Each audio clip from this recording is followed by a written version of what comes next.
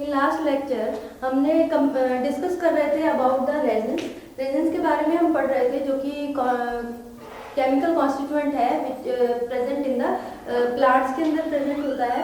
इसके हमने डेफिनेशन पढ़ी थी कि रेजिन्स होते क्या हैं और इसके रिलेटेड हमने इसकी क्लासिफिकेशन की थी। क्लासिफिकेशन एक बार दोबारा से मैं रिपीट कर देती हूँ। जो रेजिन है ये क्लासिफाई किया गया है, एक तो ये होता है रेजिन एसिड। क्लासिफिकेशन, इसमें जो फर्स्ट क्लासिफिकेशन है that is resin acid. Second one is resin alcohol, resin alcohol. Third one is resin phenol. Fourth one is resin Easter. Fifth one is resins. ठीक है, ये हमने क्लासिफिकेशन की थी about the resin कि resin acid क्या होते हैं, रेजिन अल्कोहल क्या होते हैं, ठीक है, resin phenol and resin ester. इसके बारे में हमने डिटेल में हम लास्ट जो हमारा लेक्चर था उसमें हमने कवर कर लिया। अब हम बात करें कि रेजिन की डिस्ट्रीब्यूशन ऑफ रेजिन मीन्स जो रेजिन्स हैं वो प्लांट के कौन कौन से पार्ट से हम एक्सट्रैक्ट कर सकते हैं, आइसोलेट कर सकते हैं। तो डिस्ट्रीब्यूशन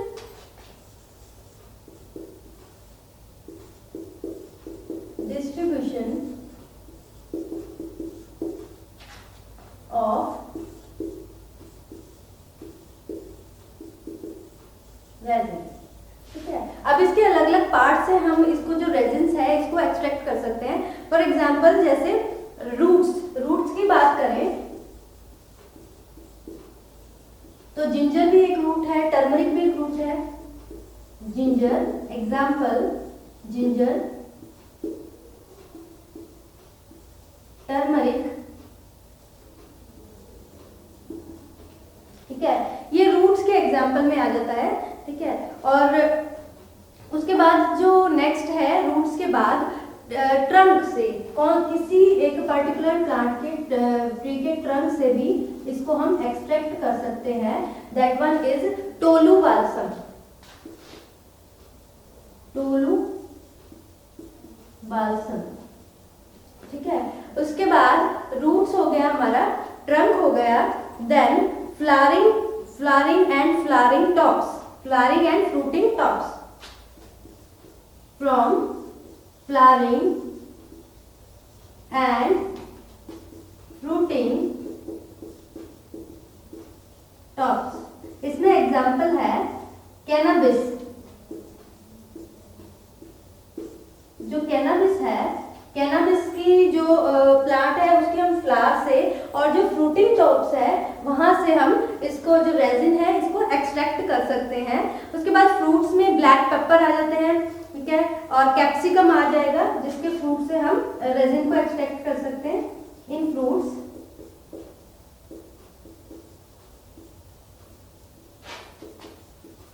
ब्लैक पेपर, कैप्सिकम,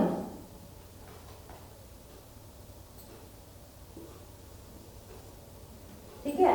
तो उसके बाद और कौन से पार्ट्स हो सकते हैं? सीड्स में काला दाना, सीड्स,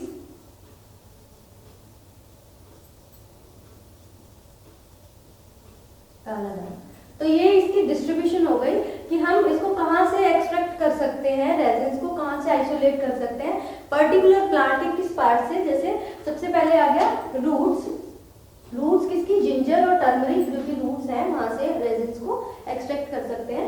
उसके बाद आ गया ट्रंक में टोलू बाल्सम है, ठीक है, और भी कुछ एग्जांपल्स हैं जैसे पीरो बाल्सम, ठीक है, पीरू आ गया, बाल्सम आ गया, वहां से एक्सट्रैक्ट कर सकते हैं। उसके बाद flowering and fruiting tops, cannabis की फ्लावरिंग और फ्रूटिंग टॉप्स से हम इसको एक्सट्रैक्ट कर सकते हैं। नेक्स्ट वन इज फ्रूट्स की बात करें तो इसमें जो ब्लैक पेपर है, ब्लैक पेपर के फ्रूट से हम इसको एक्सट्रैक्ट कर सकते हैं एंड कैप्सिकम के फ्रूट से। उसके बाद आ गया सीड्स। सीड्स में काला दाना है, काला दाना के सीड से हम इसको एक्सट्रैक्ट कर सकते हैं। ये हो गई हमारी distribution.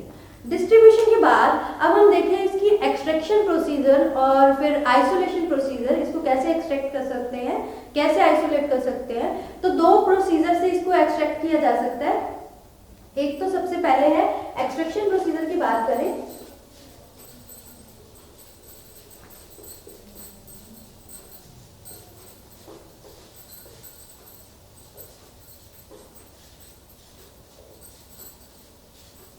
Extraction and isolation of resin. दो प्रोसीजर यूज होते हैं।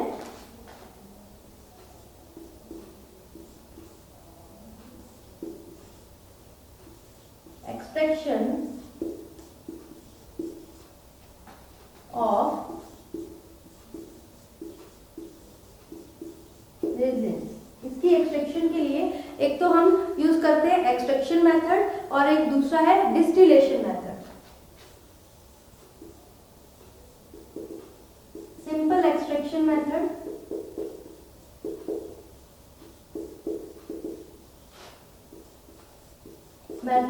and second one is distillation method.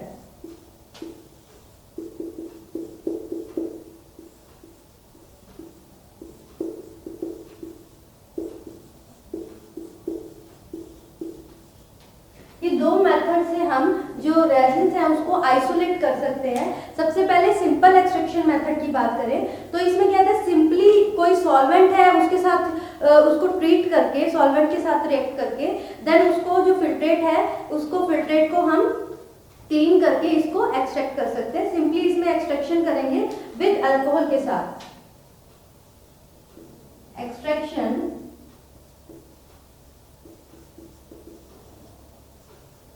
With alcohol, ठीक है। इसको सिंपल अल्कोहल के साथ एक्सट्रैक्ट करेंगे, जिसमें हम इसको फिर उसके बाद फिल्टर करेंगे। नेक्स्ट स्टेप क्या होगा, इसमें एक्सट्रैक्शन कर ली, एक्सट्रैक्शन के बाद हमने इसको फिल्टर कर दिया, ठीक है। अब फिल्टर करने के बाद जो कंसंट्रेट एक्सट्रैक्ट मिला है, ठीक है, उसमें क्या है, एक्सेस ऑफ वाटर की एडिशन करेंगे आफ्टर फिल्ट्रेशन, ठीक है। जो कंसंट्रेट एक्सट्रैक्ट मिला हमें, कंसंट्रेट एक्सट्रैक्ट जो हमें कंसंट्रेट एक्सट्रैक्ट मिला उसमें हमने क्या किया, वाटर की एडिशन कर दी, ठीक है। वाटर ऐड करने के बाद हमने उसको क्या किया, शेक किया।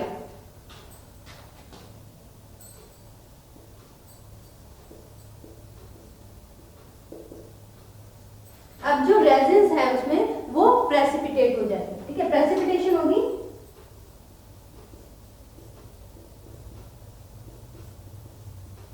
इट मींस ये रेजिन्स है। जो प्रेसिपिटेशन हो रही है वो रेजिन्स आर प्रेजेंट है। ये हमारा सिंपल एक्सट्रैक्शन मेथड है। उसके बाद डिस्टिलेशन मेथड की बात करें, डिस्टिलेशन मेथड में क्या होता है, जो पाउडर ड्रग है जिसमें ओलियो रेजिन प्रेजेंट है उसमें क्या करेंगे, परकोलेट करेंगे। सबसे पहले इसमें जैसे ये मेथड है पाउडर ड्रग, पाउडर ड्रग ले रही है। पाउडर ड्रग को हम क्या करेंगे, सबसे पहले परकोलेट करेंगे विद नॉन पोलर सॉल्वेंट के साथ, ठीक है, परकोलेशन।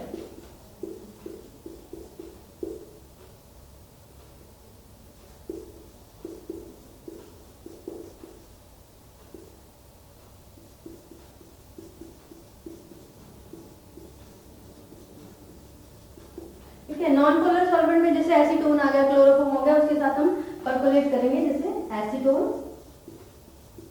क्लोरोफॉर्म, ठीक है, एक्सेट्रा। परकोलेशन में क्या होता है, इसके लिए परकोलेटर होते हैं। परकोलेटर एक असेंबली होती है, उसमें पर्टिकुलर जो ड्रग है उसको सॉल्वेंट के साथ रखा जाता है काफी टाइम तक के लिए, ठीक है। और उसकी कुछ इस तरह की शेप होती है परकोलेटर की, इस टाइप का परकोलेटर होता है। ये नीचे टैप होती है, ठीक है। ये परकोलेटर होता है इस टाइप का, ऊपर इसके कवर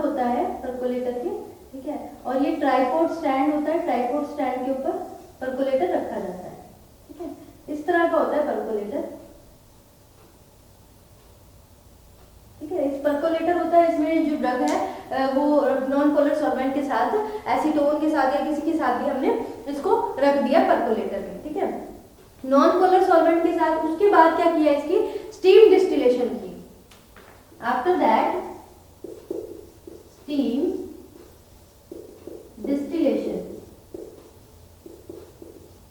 ठीक है। अब हमने इसकी स्टीम डिस्टिलेशन कर दी। स्टीम डिस्टिलेशन के बाद क्या मिलेगा हमें, एक तो ओलियो रेजिन मिलेंगे और वोलेटाइल ऑयल, दो प्रोडक्ट मिलेंगे, oleo resin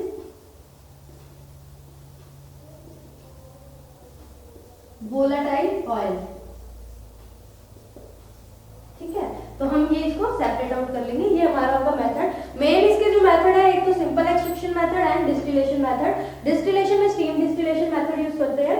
simple extraction method में सिंपली जो सॉल्वेंट है उसके साथ इसको एक्सट्रैक्ट करते हैं, और जो इसको फिल्टर करने के बाद जो फिल्ट्रेट मिलता है, हमारे कंसंट्रेट मिला है, उस एक्सट्रैक्ट में वाटर ऐड कर देते हैं और उसको शेक करते हैं, तो प्रेसिपिटेशन होती है, वो प्रेसिपिटेट सी रेजिन्स होते हैं। डिस्टिलेशन मेथड में हम परकोलेटर असेंबली है, परकोलेटर पे नॉन पोलर सॉल्वेंट के साथ उसको रखते हैं, उसके बाद उसको जो हमें प्रोडक्ट मिलता है उसके स्टीम डिस्टिलेशन करते हैं। उन दो, उससे हमें दो प्रोडक्ट ऑब्टेन होते हैं। First one is oleo resin and second one is volatile oil. तो इससे हमारा रेजिन हम एक्सट्रैक्ट करते हैं। और भी बहुत सारे मेथड्स होते हैं, जैसे प्लांट को हम डायरेक्टली हीट कर दे, ठीक है, by heating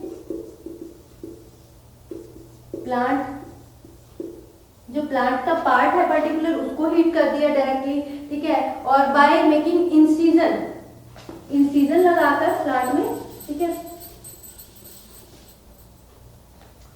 by making incision, ठीक है, प्लांट में इंसिजन एक तरह से कट लगा दिया जाएगा, तो उससे जो लिक्विड सा जो ऑब्टेन होता है, सेमी सॉलिड या लिक्विड होते हैं, वो इंसिजन से वो भी एक रेजिन होते हैं। या फिर बाय कलेक्टिंग फ्रॉम फॉसिल, जो फॉसिल होते हैं ना, फॉसिल ऑयल होते हैं, फॉसिल ओलियो रेजिन है, वहां से कलेक्ट कर सकते हैं। तो ये मेथड्स थे एक्सट्रैक्शन के, कैसे एक्सट्रैक्ट किया जाता है, ठीक है। उसके बाद हम बात करें इसके आइडेंटिफिकेशन टेस्ट की, तो आइडेंटिफिकेशन टेस्ट में दो तरह के टेस्ट होते हैं, फिजिकल टेस्ट आ जाते हैं, केमिकल टेस्ट आ जाते हैं। आइडेंटिफिकेशन टेस्ट, आइडेंटिफिकेशन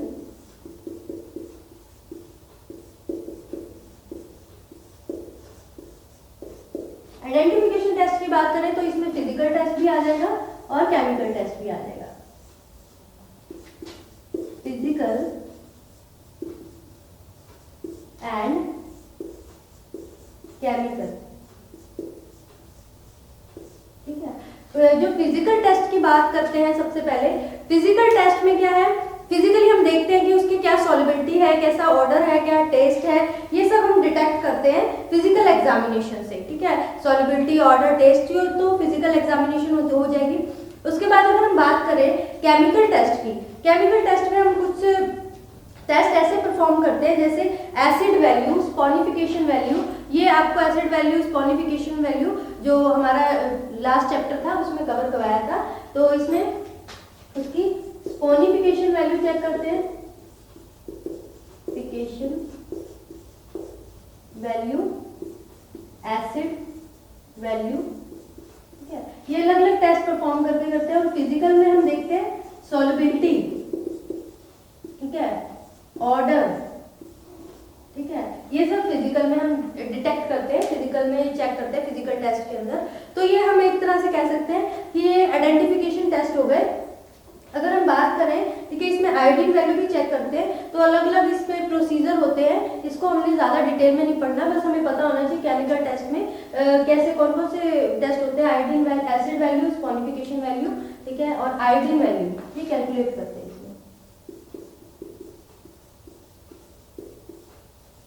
जो कि प्रैक्टिकल पॉइंट ऑफ व्यू से बहुत इंपॉर्टेंट है, ठीक है। प्रैक्टिकल पॉइंट ऑफ व्यू से इसको देखा जाता है, इसको आपको पता होना चाहिए कि केमिकल टेस्ट कौन कौन से होते हैं इसके, ये चेक किया जाता है। उसके बाद बात करें, हमारा इसकी एक्सट्रैक्शन भी हो गई, ठीक ठीक है, आइडेंटिफिकेशन टेस्ट भी हो गया। अब हम क्या करेंगे, इसके यूजेस भी, किस पर्पस के लिए रेजिन को हमने एक्सट्रैक्ट किया, अब उसके जो थेराप्यूटिक यूजेस है वो कौन कौन से होते हैं।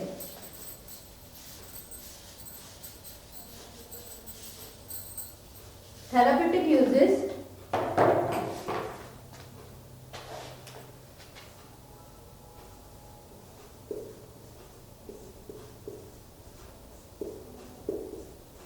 Therapeutic uses of resin. अगर हम बात करें इसके थेराप्यूटिक यूजेस की वन बाय वन करके, सबसे पहले जो रेजिन है वो एज ए एंटीसेप्टिक की तरह एक्ट करता है। एंटीसेप्टिक्स जैसे टर्मरिक हो गए, एग्जांपल के तौर पे लेते हैं, टर्मरिक हो गए, बेंजोइन हो गया, ये एंटीसेप्टिक की तरह एक्ट करते हैं। तो इसमें एंटीसेप्टिक के एग्जांपल्स हैं, एंटीसेप्टिक्स, टर्मरिक,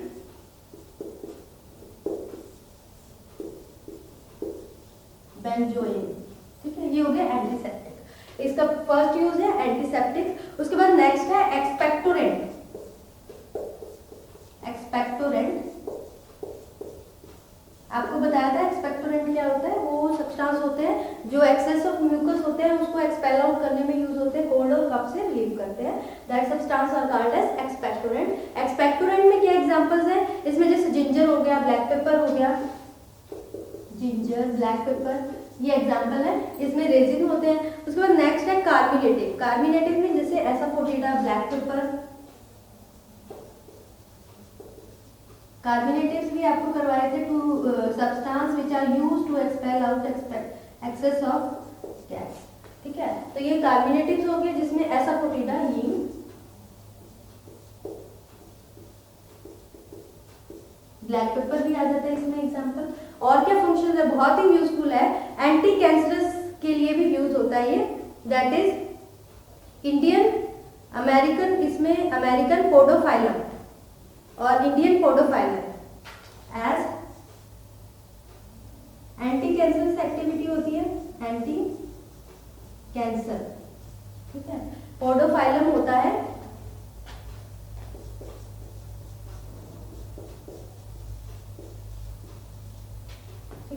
और इसमें क्या एक्टिविटीज होती हैं, ये एज ए परगेटिव भी यूज होता है, ठीक है, सिडेटिव एक्टिविटी भी होती है, जैसे कैनबिस बताया था आपको, सिडेटिव,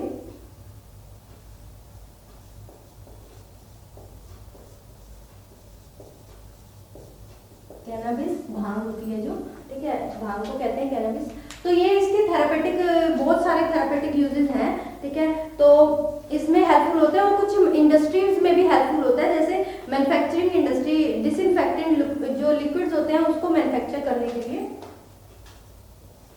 मैन्युफैक्चरिंग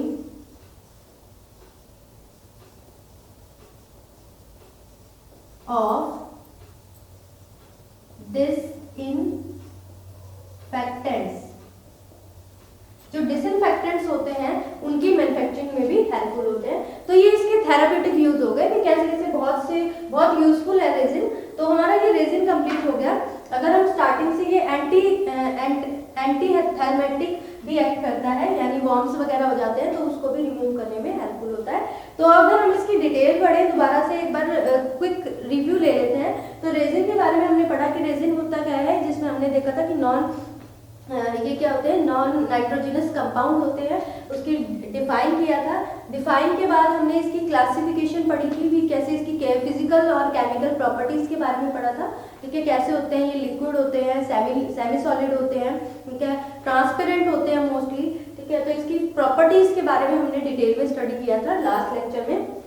उसके बाद हमने इसकी क्लासिफिकेशन की थी कि रेजिन एसिड होता है, रेजिन फिनोल होता है, resin alcohol, resin Easter and resins, ठीक है। तो उसके बारे में डिटेल हमने पढ़ा था, इसकी क्लासिफिकेशन के बारे में। उसके बाद जो हमारा नेक्स्ट था, हमने इसमें किया था डिस्ट्रीब्यूशन, किस किस पार्ट्स में मिलता है, रूट्स में, फ्रूट्स में, फ्लावर्स में, फ्लावरिंग और फ्रूट टॉप्स में मिलता है। तो उसके रिगार्डिंग पढ़ा था कि किस प्लांट की किस पार्ट से इसको हम रेजिन को एक्सट्रैक्ट कर सकते हैं।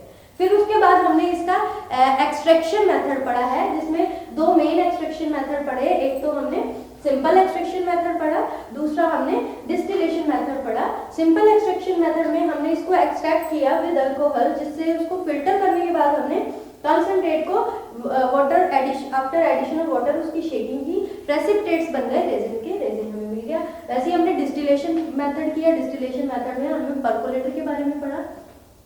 उसके बाद हमने इसके अलग मेथड पढ़े कि हम इसको डायरेक्टली जो प्लांट का पार्ट है उसको डायरेक्टली हीट करके भी हम उसमें उससे रेजिन को आइसोलेट कर सकते हैं, और या फिर हम उसमें डायरेक्टली किसी जिस पार्ट से हम उसको ऑब्टेन कर सकते हैं उस पार्ट में डायरेक्टली कट लगाकर, इंसिजन लगाकर भी हम उसको ऑब्टेन कर सकते हैं। तो उसके बाद हमने किए थे आइडेंटिफिकेशन टेस्ट, इसको फिजिकली और केमिकली दोनों में से आइडेंटिफाई किया जा सकता है, ठीक है। जैसे फिजिकली में उसकी सॉलिबिलिटी, ऑर्डर, टेस्ट, ये सब चीजें चेक करते हैं। केमिकल टेस्ट में उसकी solidification value, acid value, iodine value, ये सब चीजें डिटेक्ट करते हैं। फिर उसके बाद हमने पढ़े थे इसके थेरापेटिक यूजेस क्या होते हैं, किस चीज में यूज होता है। तो ये एंटीसेप्टिक की तरह यूज होता है। एंटीसेप्टिक में एग्जांपल जैसे टर्मरिक, बेंजोइन हो गया।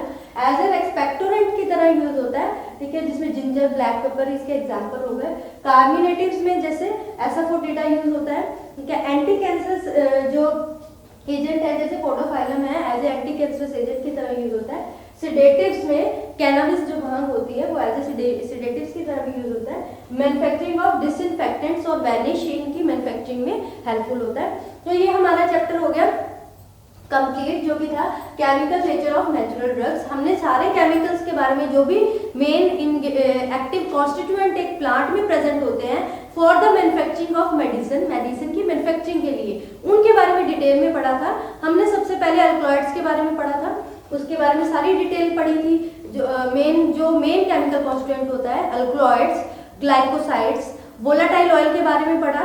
वोलेटाइल ऑयल बहुत सारे जो ट्रू ड्रग्स होते हैं, नेचुरल ड्रग्स होते हैं, उसमें प्रेजेंट होता है। और उसके बाद टर्पिनॉइड्स के बारे में पढ़ा। टर्पिनॉइड्स के बाद हमने टैनिन्स के और रेजिन्स के बारे में पढ़ा। ये आपके सिलेबस के अकॉर्डिंग इतना सफिशिएंट है, और इसमें आपका जो चैप्टर था chemical nature of natural drug, ये कंप्लीट हो गया। अब हम आगे नेक्स्ट चैप्टर प्रोसीड करेंगे। अभी तक के लिए ये इतना, ये आप अच्छे से तैयार कर लीजिए, ठीक है। Thank you students.